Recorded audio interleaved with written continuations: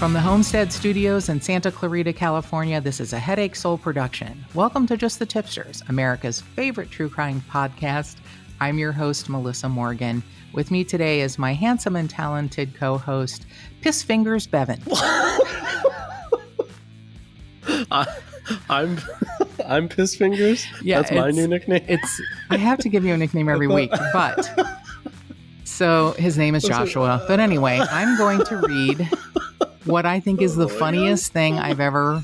Yes. I sent it to Joshua, and it just makes me laugh so fucking hard. And anyone who has gotten an animal from a shelter, you will understand this. So I laughed until I hurt myself. I still went back to it and laughed. New elements appeared to me, even in this very short sentence. So this was from Instagram, I think. Dr. NG is the handle. Dog shelters, don't buy puppies, consider adoption instead. Also, dog shelters, this is Piss Fingers. She's 19 years old and can't live in a home with children, books, or electricity. Piss Fingers is nervous around hair and needs 400 acres of land and an orchard of extinct fruits.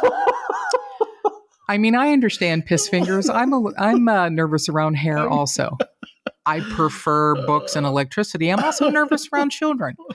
I would like 400 acres of land, but I don't really need an orchard of extinct fruits. It just made me laugh so hard. And who comes up with the name Piss Fingers? I don't even understand, because dogs don't have fingers. I just laughed until I almost shit myself. But yeah, so I'm sorry I called you Piss Fingers. It's because I'm a shelter pet. I was just thinking you don't aim. You don't aim well when you go to the bathroom. I don't know. Sometimes it gets away from me. I've heard that about you. It's not a fire hose. Why do you act like, yeah. So funny. So funny. So now that we've laughed heartily, Joshua is doing me a big favor. I get lovely emails and I would love to let people know about them. And I try, and I sometimes can't because they make me cry. Mm-hmm. So if I could get up and walk away, I would, but I'm going to stay right here. And Joshua is going to, he's going to read some of the beautiful emails we've gotten in the last couple of weeks. No, thank you. So this is, there are 3 emails that you handed me here. Yeah. The first is from Melissa. I worked with Andrew Lauren, who had referred me to your podcast, and I'm obsessed.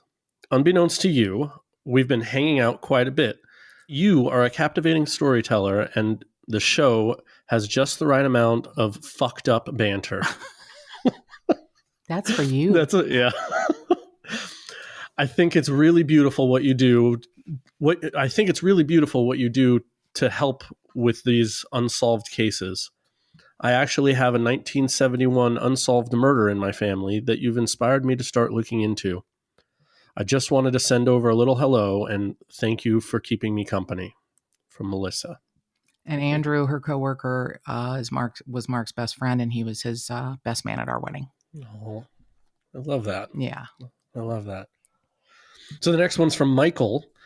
I have the luxury of being able to put my earbuds in while I'm working and listen to whatever I want, but mainly it's true crime podcasts. So I was listening to you again today, and it rolled over to the next episode of Melissa's Apology. I had to stop listening and working 3 minutes into the episode, and I started crying. And then I started saying then I started saying God damn it over and over. I gathered myself back up, and I knew I had to write you today. Miss Morgan, with the most sincere condolences for you and your families, I will pray for you and for your healing. I know it was over a year ago, but healing takes time. More for some and less for others. I don't know where you are in that, but please know, someone who you don't even know existed is helping carry some of that pain. Michael. Yeah. That's beautiful, Michael. Yeah. Wow. You really have amazing, beautiful listeners. I sometimes can't believe it. And sometimes I feel like I don't deserve you, but I sure am grateful. The last one here is from T. I found your podcast a few months ago, and I really enjoyed listening to the very first episode. I loved your dynamic with producer Mark. He always made me smile, especially when he called you darling. I could hear his love for you emanating through the podcast airways. One day, a few weeks ago, I mistakenly opened a new episode, and you were reading out a message and mentioned that sometimes people didn't know that Mark was gone, and I immediately paused and thought, okay, so Mark has left to do something work-related or music-related. Yeah, I'm going to go with that. It's safer. So with trepidation, I listen every day to numerous episodes, binging as you do. 2 days ago, I was at my local supermarket, and your voice slipped into my ears, low and soft, no music. Your apology. You said it. Mark is gone. He has passed, and I cried in the middle of the dairy aisle.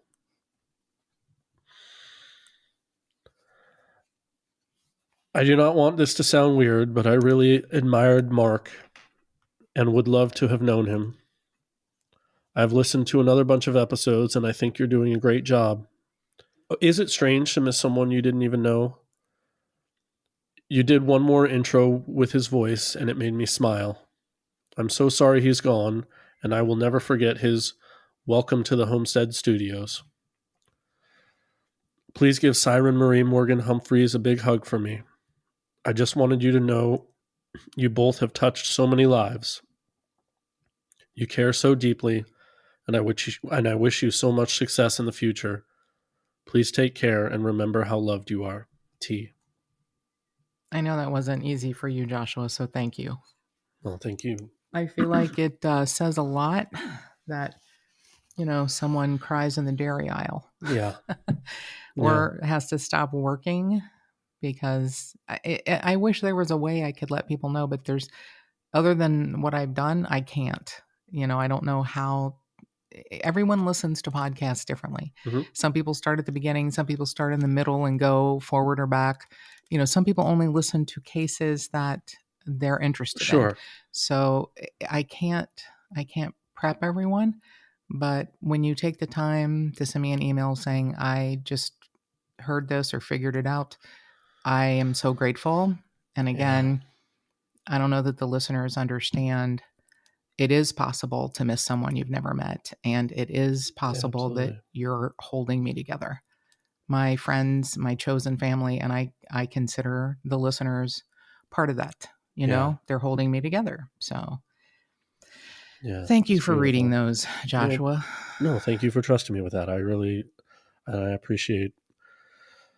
I appreciate how beautiful everyone listening is. It really is touching. It's sometimes overwhelming. And like I said, I don't know that I always feel like I deserve it, but I am so grateful for it.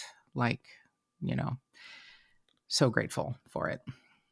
So with that, I'm going to make a plea for if you listen to us on Apple Podcasts or any other streaming format, if you could leave us a rating or review, I'd be very grateful. A lot of times I can't see other streaming formats reviews like Spotify or iHeartRadio. I don't even know if some of them give you the option to do a review. Yeah, I think some of them you only could do stars. Yeah, and I think that was mentioned on Spotify. I think that's the one. But if you happen to stars listen, are still good. Yeah, stars are good too. I am happy with that as long as it's not 1 star, and then go fuck yourself. But hey, if you hate it, there's so many other podcasts for you to listen to. Please don't shit on mine. So this case is solidly solved, and occasionally I need to do that I call it my palate cleanser, because if I only did open cases, I would go mad. Totally. So I'm still going to say, if you have a case you want us to cover, please feel free to call us on the Tipster hotline at 832-TIPSTER. That's 832-847-7837. You can email us at jttipsters@gmail.com. And you can find us on any of the social media platforms. the Just the Tipsters Facebook page, at JT Tipsters on Instagram, at JT Tipsters Pod on Twitter. So this is once again sent to us by Tipster Suzanne, which I'm going to stop calling her Tipster Suzanne. I'm going to call her associate producer. Perfect. So because she gives us so much. There you go. Yeah, so much information. I was like, I'm not paying you, but you can add it to your resume. Hey, that you're an associate producer, because she does, so much incredible work. A lot more work than Joshua does. Jesus. Yeah. I was about to ask. I was about to ask you for a reference letter, but yeah, too late now. No, you're the co-host, not the associate producer. And not that there's one that's better than the other, but let's just be honest. You show up here looking pretty and you sit down and listen to me talk. So yeah. And I think that actually works better. If I were to, and many times during the week, you can testify to this, I've been like, oh my God, this case is so, and you're like, great, I'm going to forget in 3 days. It'll be all brand new. So yeah, I think it's better that it's sort of a surprise. I like it. I do too. I think it's fun. Yeah. I mean, I did the same thing with Mark. I might tell him the name of the victim. I might tell him the area. But then actually a couple of times, because I would get so excited about sharing a case, he'd be like, don't tell me anymore. So sure. I finally got to where I was like, okay, no, he, put himself in the seat of the listener. Yeah. And I know that's, you are very much a partner to me, and, contribute more than just what a listener would feel and experience. But that is one of the things you do. One of the gifts you provide me. So thank you for that. Well, thank you. You're welcome. And you read emails that I could never have made it through without sobbing. So thank you. Well, it's all about focus. Yeah. Did you think about baseball? Yeah, exactly. I don't like baseball, but I don't think if I thought about baseball, I could read out an email. I'd probably end up putting a reference about Mookie Betts or something in it by accident. Is that a baseball player? You got me. Okay, I was like, is he football? Either. I don't even know. I don't know. Okay, good. You just think about it. Is he one of the characters from that one show? Yeah, that one show with the Dodgers show. I think maybe I don't know. I think he came from the East Coast. Anyway, we're not talking baseball. No, I think that's not one of our one of our podcasts. No, it's not. All righty. So this once again sent to us by associate producer Suzanne, and it is a combo of 2 articles, and you will understand why. The first one came in September of 1949 because it was an intrepid reporter from the New York Times who covered this case and interviewed over 20 people, which at the time would have been pretty spectacular. And you'll understand why 20 people had to be interviewed, because the victim count turned out to be 13. Oh, no. The other article is, by the way, the first article written by Meyer Berger of the New York Times in September of 1949 won a Pulitzer Prize on reporting. Sweet. Okay. The other article is from the Smithsonian magazine in October of 2015. And that author gives much credit, even though his article is so much longer, he gives much credit to Meyer Berger and Patrick Sauer, S-A-U-E-R, which I mentioned to Joshua, like Sig Sauer, which is a bad reference for this story. Uh-oh. It's largely considered America's first multiple shooting murders. Oh, geez. Okay. I feel like I live in a bubble, and it felt like, unless it was 1961 and you're in, the University of Texas in Austin in a clock tower, I thought that was the first kind of mass shooting. Okay. And it's not. Oh. And it was, 12 years after this. Okay. So this is from Camden, New Jersey. It's a long tradition of... No. We have a long tradition of killing each other. Well, you're right. We have a long tradition of killing each other. It's typically a lower victim count. Okay. Now it's almost a daily, thing we hear about. Yeah. But this was pretty rare. Most of the time, a mass shooter uses it as a way to commit suicide. Okay. He survives Oh, okay. and thrives Oh, geez. for 60 more years. Oh, boy. Okay. Yeah. So Howard Unruh is 28 years old, and he was a veteran of an armored artillery battle in, I guess, World War II. He fought in Italy, France, Austria, Belgium, and Germany.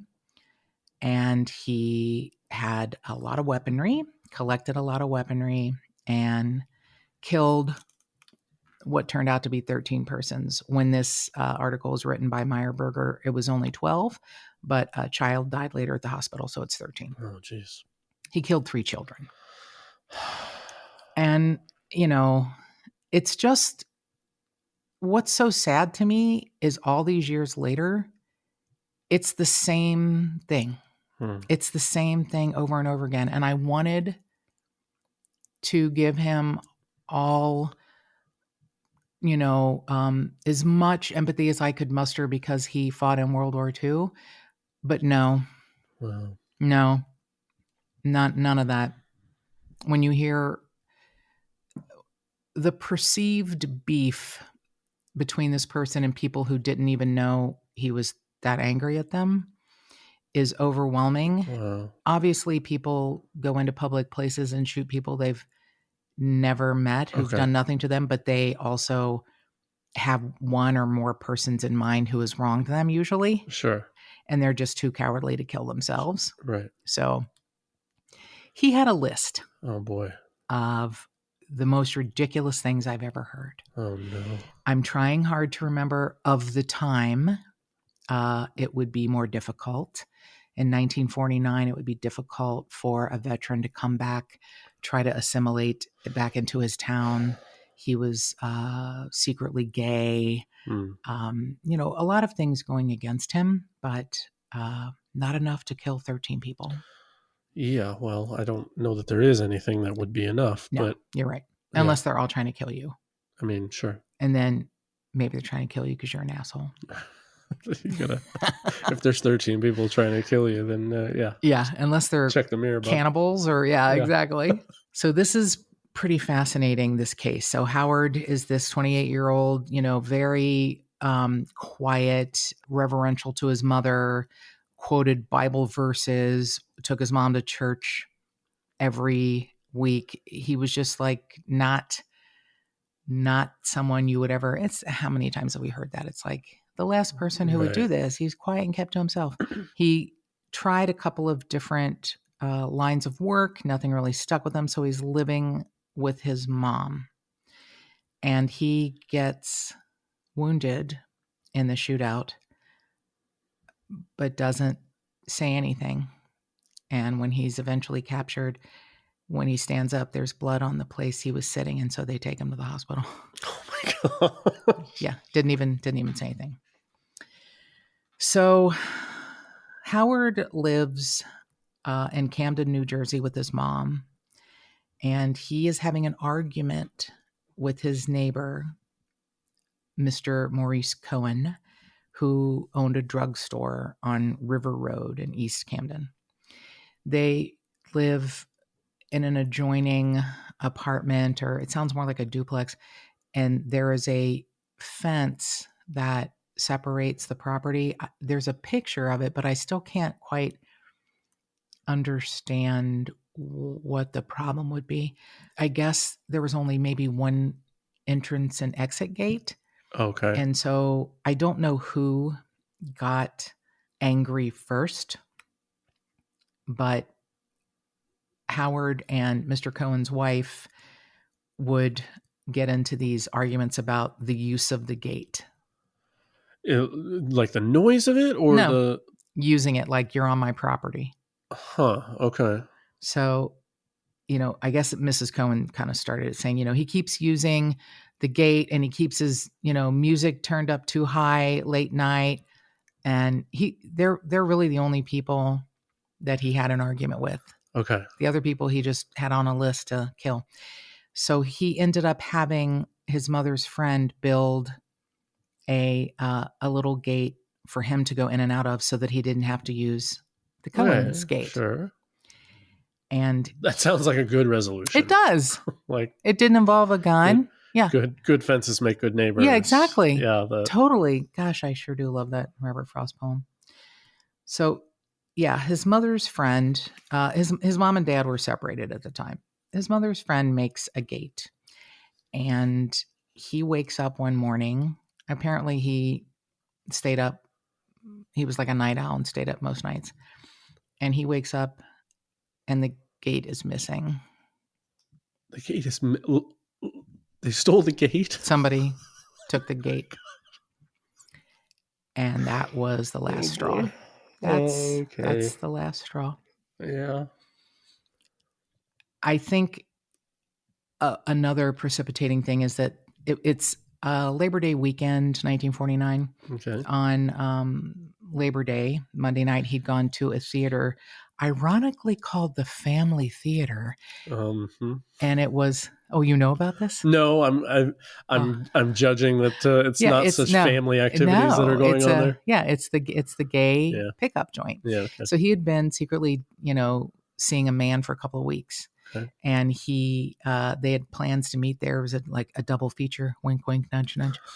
One of the movies starring Barbara Stanwyck. Oh. Called like Lady Gambler or some bullshit. So, so he ends up getting caught in some traffic. I understand, Howard. We live in Southern California. Sure. And so he ends up being like 25 minutes late. And I guess his date was, pissed off and left. Oh, no. So he is angry and he sits there for hours just watching the movies over and over again. And about 3 a.m. he leaves and goes home and just kind of stewing. Sure. And then he's, the gate's missing. His date dumped him. That's a rough night. Mm-hmm. I mean... Yeah. Rough night, early morning. Yeah. I've been there. No. So Who far. Stole your gate? You can relate so far. Wait, you went to the family theater to meet I've been a dude? stood up on a date. Oh, you're not going to say which gender? I happen to have different preferences, but I can still relate. Sure you do. Anyway, so he is having trouble sleeping, and he starts making a list. He ends up nodding off, and then he wakes up at about 9:30 a.m., and he decides that's it. It's 9:30. Most of the stores are open. The people that I want to take out are going to be working. And I don't know if it's true or not, but he said all of these people had talked about him and said he was a homosexual. So he said he called them people who talked about my character. And it's like, well, I don't know that being gay doesn't mean anything about your character. Shooting 13 people has a lot to say about your character. Yeah. Yeah. So it's 9:30 in the morning, and he takes a lot of ammo and heads out the door and just starts walking. Now, later on, police look into his apartment, what's left of it, because they end up in a big shootout. He had on his wall crossed pistols, crossed German bayonets, pictures of armored artillery in action, which makes sense because that's where he worked. Okay. Machetes, a Roy Rogers pistol, ashtrays made out of German shells, clips of 30-30 cartridges for rifle use, and a host of other like war souvenirs. Okay. Yeah. So his gate disappeared. His date doesn't show up, and he is off and running with a bunch of shit. He is walking down the street, and his mother had gone to visit the neighbors next door, the gentleman who made the gate. Okay, different neighbor. The gate. The gate. The friend neighbors. The gatekeeper. Yeah. The ones that she's friends with. Okay. And apparently Howard had expressed thanks for the gate to this gentleman. So they're a married couple, Mr. and Mrs. Pinner. So she goes over and is talking to them in the morning, and she hears gunshots. Okay. And she says the first thing out of her mouth, according to the Pinners, "Oh, Howard, they're to blame for this." Oh, boy. She must have felt he was about to, boil over. Uh-huh. She then asks the Pinners, please, can I use your phone? Can I use your phone? And before she had crossed the living room to get to use the phone, she faints on the floor. Oh, geez. So she's laying there. The Pinners put her on the couch. You know, she had not gone in to work yet. So Howard starts down the 3200 block of River Road, and he has a Luger in his hand. Okay. And people are screaming as he is just, they call it the walk of death. That was how it was reported in 1949. Now, I can tell you, I've Jeez. heard two different versions. One is that he killed 12 or 13 people in 12 minutes, and others say it took 20 minutes. Okay. I think it was such an unusual thing. You know, people were coming out of their shops, and it looked like, you know, Mayberry, a little street in Sure. 1949, Yeah. like shops you don't see anymore, like a cobbler. Okay. You know, it's really, yeah. So I think people came out of their stores, their shops, because they didn't know what was happening. Right. Several of them reported, I thought it was a car backfiring. Okay. So the first thing he does is walk into Joe Pilarchek's shoe repair shop, and he's a 27-year-old cobbler. And he looked up at Howard Unruh because he's like within a yard of him. And he started to stand up from the bench where he's working, and Howard Unruh shoots him in the stomach. And there's a little boy who's sitting, you know, getting his shoes worked on, and he runs behind the counter and crouches there. Oh, jeez. John Pilarchek doubles over and, you know, is dead where he worked. Oh, man. Howard Unruh says later, I shot most of them in the chest first, and then I aimed for the head. He had won all these marksmanship and sharpshooters, you know, awards in the service, and he practiced apparently all the time with his Luger in the cellar of his home, which I don't really know how that happens. Can you like shoot? I guess if it's a cellar, maybe you can. Maybe it's like dirt floor or something. Maybe you can shoot into the. Yeah, or set up a hay bale or whatever. Something. Yeah. That's smart. I hadn't thought about that. So Howard later on told the prosecutor that, you know, Maurice Cohen was his target and that he had talked about him, you know, his character. What's interesting is he just methodically started killing people. And even though Cohen was his target, he saved him for the last. Okay. Yeah. So from John Pilarchek's shoe shop, he goes into a tailor shop at 3214 River Road. The tailor was out, but his wife, Helga, 28 years old, she was there by herself. They'd only been married for 1 month. Oh, man. She screamed when she saw Unruh walk in, and he had his Luger in his hand, and some people across the street heard her, but then they heard the gun blast, and Helga was dead. Wow. He walks out onto the street again. This is only like in a matter of a few seconds, and people could end up standing close to him, and they didn't get shot. It's just he just went store to store on River Road, just store to store. So he goes to a barber shop at 3210 River Road, Clark Hoover's barber shop. This is terrible. So there's a white painted carousel type horse for children customers. Okay. Orris Smith, a little blonde boy of 6 years old, was sitting on it, and he had the cape around his neck, and he's getting his hair cut. His mother, Catherine Smith, was sitting in a chair against the wall.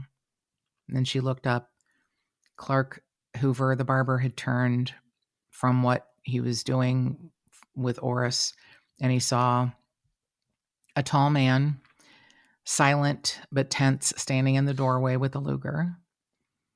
Howard actually had on a brown suit and a tie. Mrs. Smith was like, I wasn't quite sure what was happening. And she stands up to go over to her son, and he put the Luger up to the little boy's chest and shot. Oh, jeez. He then shot the little boy in the head, and he pitched forward, and the barber is like sitting there like, I don't know what's happening. Right. So he puts the gun next to the barber's head and fires. He made no attempt to kill Mrs. Smith, and it seemed like he was so unfazed by her screaming. He just turned and walked out of the store. Oh my gosh.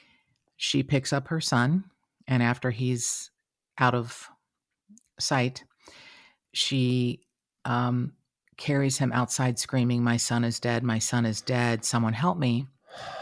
Dominic Latella, who owns a restaurant, had come to his window and seen that there was shooting and not cars backfiring. And he runs out toward Mrs. Smith, and he sees her son's head just hanging over the crook of her arm. Oh, man. So he was trying to figure out what to do. And this man is a good man. Mm-hmm. He yells to his wife, Dora, and he says, "Take Eleanor," who's their 6-year-old daughter. "Lock the door behind me. I'm going to take this little boy to the hospital." He runs and gets his car after he makes sure his wife and daughter are safe. And he picks up Mrs. Smith, shoves her in the back, puts the boy in the front, and slams the doors and heads for Cooper Hospital, not knowing that he wasn't going to make it. Oh, man. Howard Unruh isn't paying attention to anything else and just keeps walking. He walks down to the tavern where he saw Dominic leave, and he tries the door. He can't open the door, and everyone in there were customers. They'd all made a dash to try and hide. So he shoots through the tavern paneling, but he didn't hit anyone. So Dora, Latella, and their daughter Eleanor are crouching behind a bar, and he shoots through the door. He kicks in a plate glass window, but everyone in there is untouched.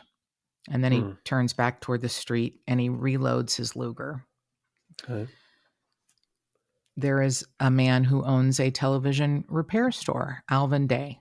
He didn't know there was a shooting going on, and he is driving to his store to open it up, and he hears shooting, but he's like, I don't know what's happening. He rolls his window down, and he's going slowly, and Howard Unruh walks up to the window and shoots him in the head. Jeez. He fell into his steering wheel, and his car drove up onto the curb and stalled. Frank Engel had thrown open his second-floor apartment window, and he aims at Howard Unruh and fires. And Howard stops for just a second. This is apparently the bullet that got him. Oh, okay. Which he just didn't even acknowledge. Just keeps on going. Yeah. So he, just keeps going. And I guess Frank Engel is stunned, and Howard Unruh just keeps walking, and he heads toward the drugstore that, Mr. Cohen owns. And he said, I didn't fire again. I wish I had. I wish I could have killed him. I don't know why I didn't do it. You know what, Mr. Engel? You were traumatized. Yeah. And I hope that you never blame yourself for anything that happened, because you didn't cause it, start it. You did a good thing, even though it didn't take him down. Right. And he didn't even admit it later. So Maurice Cohen, owns the drugstore, the neighbor that has the issue with the gate. And he runs out into the street and says, "What's going on here?" When he sees Howard, he runs back into his store. There's an insurance agent who has a store next to his, and he comes face to face with Howard. And Howard Unruh says, "Excuse me, sir." Oh, my God. And tries to push past him to get into the drugstore. And apparently he didn't step fast enough, and he shot him in the head. So he's laying on the sidewalk, dead. Howard Unruh later tells the police, that man didn't act fast enough. He just didn't get out of my way. So in the drugstore is Maurice Cohen, his mother, Minnie Cohen, his wife, Rose, and their son, Charles. So Mrs. Cohen shoves Charles into a clothes closet, and she leaps into another closet by herself. Okay. And she pulls the door shut. Maurice Cohen had leapt from the window onto the porch roof. He was upstairs. Okay. He went. Yeah. He, sees Howard Unruh, and then he jumps off the roof to distract him and to keep him away from his family. And Howard Unruh shoots him, and he just lays dead in the street. Jeez. He makes his way upstairs to where the other Cohens, his mother, his wife, and his son are hiding in the closet. He first shoots Maurice's mother. She dies behind the closed door, and he didn't even bother to open it. Just shot her once through the closet door. Mm-hmm. Maurice's wife tries to get to the telephone in an adjoining room and call the police, but he fired shots into her body and her head, and she just lays dead. He did not shoot into the closet where Charles was hiding, and that's an important thing I want you to remember. Charles Cohen, I want you to remember that because it's going to come up in a minute, and it's pretty big and terrifying. A couple had stopped at a red light on River Road, and they have no idea what's going on. And Howard Unruh walks up to the car and deliberately fires in and kills two women, just shooting one by one. Passengers Helen Matlock Wilson, who was 43, and her mother, Emma Matlock, 66. Her son, John, was badly wounded. A bullet pierced his neck just below his jawbone, which is where Nicole Delamora's, one of her wounds was. Yeah, it's like everything just repeats itself.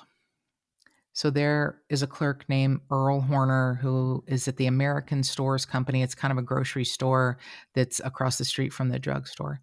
And he had locked his front door after several men and women are screaming, there's a crazy man killing people. So Howard Unruh comes up to the door. He fires 2 shots through the wood paneling. Everyone is hiding behind the counter, including customers and other workers, and no one there was hurt. Earl Horner says he tried the door before he shot here. He just stood there stony-faced. He rattled the knob before he started to fire, and then he turned away. Wow. Charlie Peterson, 18, who was the son of a Camden fireman, came driving toward what was happening as a first responder. And he had 2 friends with him when he saw Howard Unruh turn toward the grocery. And these 3 boys got out of the car to look at all of the people that were lying on the sidewalk dead. Howard Unruh brings his Luger up and fires several times. He hit Charlie Peterson in the legs, and his 2 friends that were with him ran down the street toward safety. So at this point, Howard Unruh, I guess, feels like he's done, and he heads home. And it doesn't take long before the police know who did it and how to get a hold of him. Sure. And they're surrounding his apartment he shared with his mom.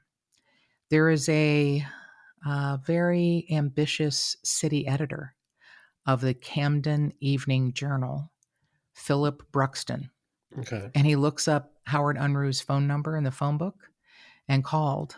Oh, wow. And Howard picks up the phone. Wow. He talks to him for a few minutes and says, how many people have you killed? And he said, I don't know. I haven't counted. It looks like a pretty good score. Oh, geez.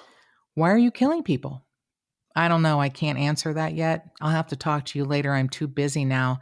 There's some friends coming to get me. And then he hung up the phone. Oh, my God. Yeah. By then, there's tear gas pouring into the apartment.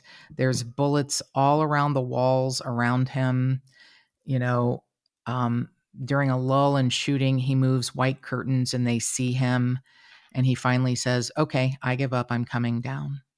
Now, this is interesting that Mr. Engel had shot him and got him like in the, sounds like hip or ass. Mm-hmm. But all the bullets from the like 30 police officers, none Nothing of them hit got him. Okay. So a sergeant yells, where's the gun? And he says, it's on my desk up here in my room. I'm coming down. Yeah, there were 30 guns trained on him. And the door opens with the tear gas and he steps out and they, come across the property and handcuff him. And one of the policemen say, what's the matter with you? Are you a psycho?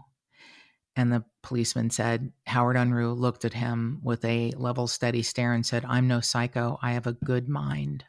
Oh, boy. By now, there are a bunch of East Camden residents surrounding his house saying, lynch him, like they wanted him killed right there. Right. So, everyone has a theory. You know what? He's the quiet guy, who thought he would do this? He took his mom to church. Mm-hmm. But back then, what happens is you get looked at by a team of psychiatrists, and they're like, of course, what they're trying to do is figure out why the fuck did you do this? Why? Yeah. Why?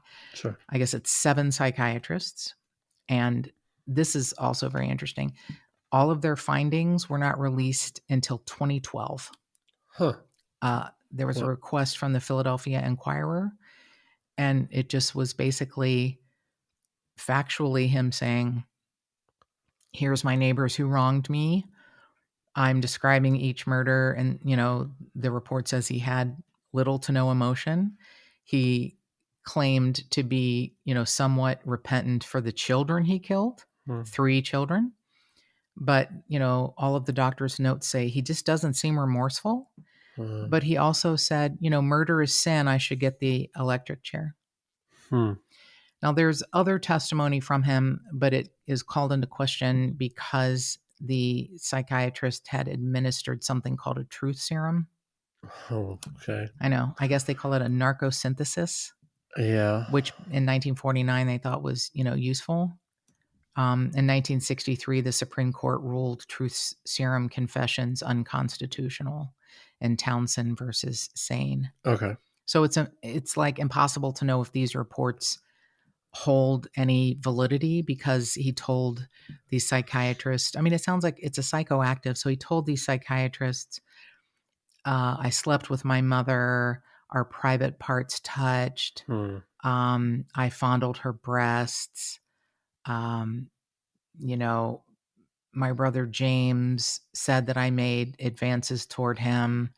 And James was like, no, he didn't. Yeah. No, that never happened. So in October of 1949, I can't believe how quickly a sentence is given to him. A Camden County judge signed a final order of commitment. So it's based on the diagnosis of dementia precox mixed typed with a pronounced catatonic and paranoid coloring, which basically means you're a paranoid schizophrenic. Okay. Which he really probably wasn't. So he is considered too mentally ill to stand trial, although the murder indictment remained if he ever became cured. Got it. So an officer kept that Luger in evidence just in case there's ever a trial, because it would have been important. So Catherine Ramsland, who is a very well-known profile and professor, she, has been called in to discuss Brian Kohberger, the Moscow, Idaho 4 alleged murderer. So she says, he shouldn't have been diagnosed with schizophrenia because he didn't have any of the actual symptoms of schizophrenia. They just didn't know what to do in 1949. Yeah. Back then, paranoid schizophrenia was kind of, she calls it a trash can diagnosis. You could put anything in there, but they've tightened the criteria since then. So he didn't have any like hallucinations. It was all like, paranoia. If you, can be, if you know what you're doing is wrong, it's hard to call you, delusional. You can be psychotic and still be convicted. What Catherine Ramsland says is that I think Howard Unruh had a personality disorder. Sure. It's clear he knew what he was doing, and he knew what he was doing was wrong, and that there would be legal consequences.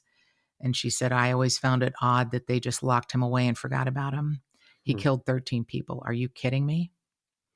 So his father, Sam, separated from his mother, Frida, was ordered to pay $15 a month for his upkeep at this psychiatric hospital for the criminally insane. Okay. He lived for 60 more years. Wow.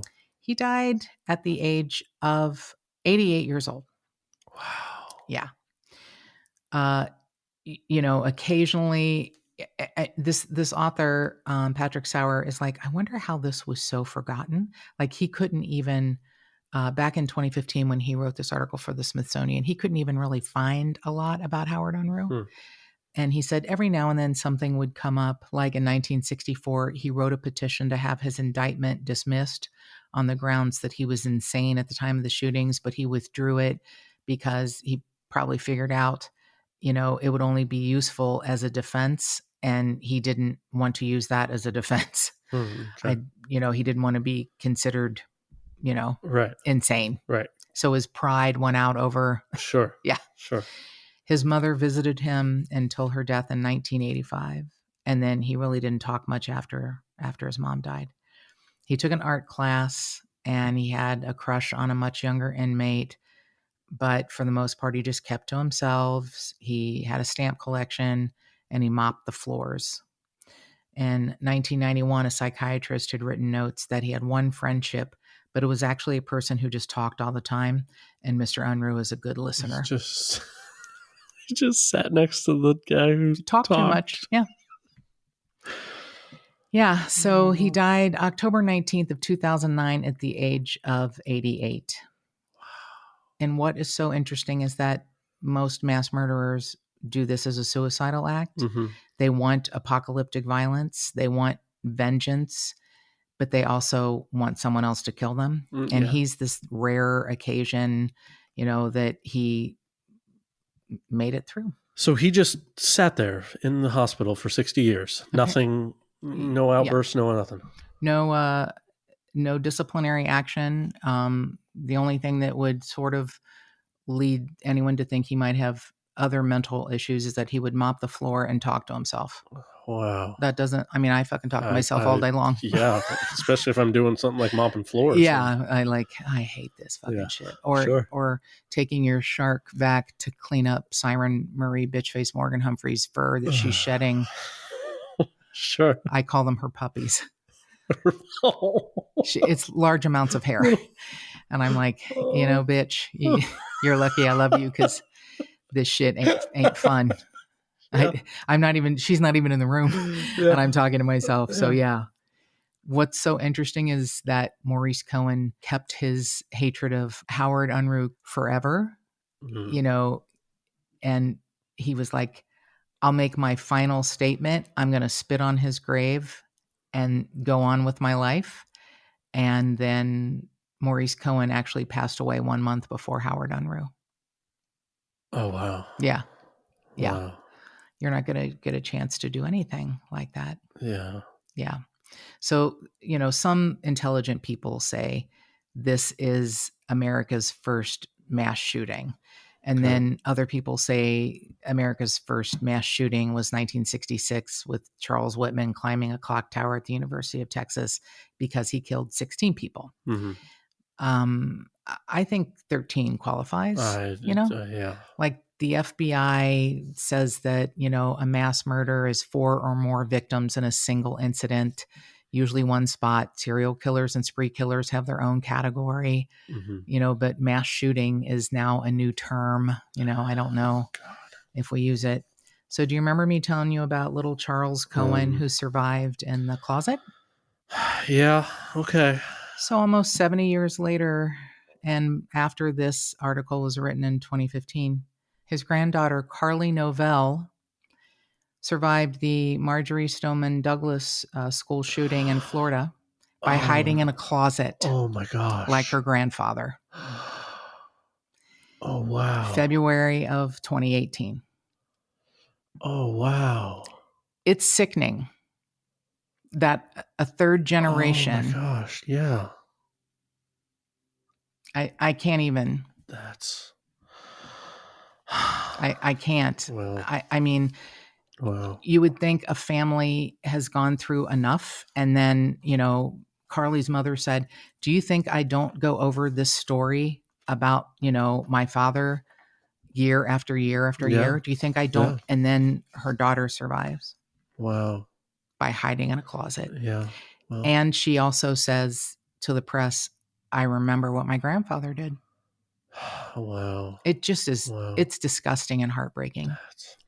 So Patrick Sauer says in his article that he, wanted to take a tour of where it happened. And of course, things are different. The street is Sure. built up a little bit, but it's still Yeah. kind of a small town. He finds a sweet older crossing guard who took him to where Howard and Frida Unruh's house was. Okay. And he said there's still lots of indentations in the wall that he thinks are from a hailstorm of bullets. The rear entrance, which was the apartment where Howard Unruh lived, in kind of the back in the basement, is boarded up. It just looks like it's part of a building that was, shuttered and abandoned after Howard Unruh lived there. Yeah. And killed 13 people. Yeah. Patrick Sauer says the back lot was overgrown with weeds and tall grass, but someone had beautified it a bit by planting tomatoes and corn, and the ears of corn were growing on the other side of a chain link fence. But the gate is still missing. No gate. Oh my God. The gate is still missing. Oh, wow. So this is a interesting story and a terrible cautionary tale that makes me angry that Charles Cohen survived and passed down that his mother and grandmother were killed, and his father, and he starts a family of his own, and his granddaughter has to go through the same thing. Same thing 60 years later. Mm-hmm. 17-year-old girl. We're still. He was 14. She was 17. Wow. This is not a commentary on gun use. It's not. It's a commentary, I guess, on mental health and why the fuck people have to kill other people. I'm very used to saying there's other options. There's divorce, Sure. There's mediation. You can move. Mm-hmm. You can move. You just have a disagreement with your neighbors, sell the apartment and go. Yeah, you could move. And I don't really care what excuses are. Like, his father was out of the picture. His mother was the only source of income. Yeah, I don't care. Man. I'm not blaming her, even though it sounds like she knew what was building in her son. The idea for sure. Yeah. When she hears gunshots, she's, oh, Howard, this is on them. Yeah. This is their fault. No, Mrs. Unruh. Well, this is Howard's fault. Yeah. So I guess I'm a little bit bitter. I'm just going to put that on the shelf. Oh, God. Yeah. I know. So thank you, associate producer Suzanne, for this great story. I hate being educated in this way, but it was really interesting information to learn. And if you have a case you want us to cover, if it's an unsolved homicide, a missing person, or just a case you want us to talk about, please call us, email us. You know where to find us. And more cowbell.